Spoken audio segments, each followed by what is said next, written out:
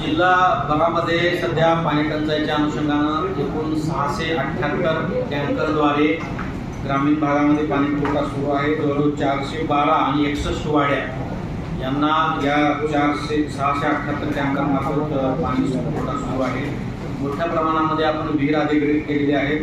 जवळजवळ 285 गावासाठी 346 विहिरीचं अधिग्रहण केलेलं आहे आणि या विहीर अधिग्रहणामार्फत सुद्धा मोठ्या प्रमाणामध्ये पाणी पुरवठा ग्रामीण भागातील नागरिकांना केला जातोय।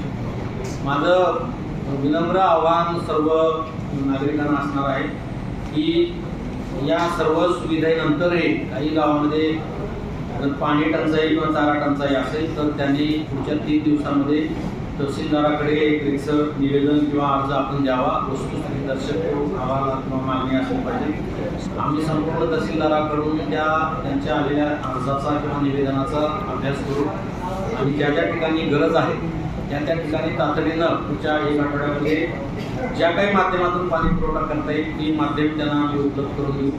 कुठलाही नागरिक किंवा कुठल्याही गावातील व्यक्ती पाणी पुरवठ्यापासून वंचित राहणार नाही याची आम्ही खबरदारी घेतो आहोत। शासन स्तरावरून सुद्धा तशा सूचना प्राप्त झालेल्या आहेत। चारा टंचाई आणि पाणी टंचाईच्या बाबतीमध्ये कुठलीही यंत्रणा हवेली करणार नाहीये। आज रोजी आमच्याकडे आमच्या SDM ऑफिसला कुठलाही टँकरचा प्रस्ताव प्रलंबित नाहीये आणि निवडणुकीच्या कालावधीमध्ये सुद्धा दर आठवड्याला मी याच्या संदर्भात आढावा बैठक घेतलेली आहे।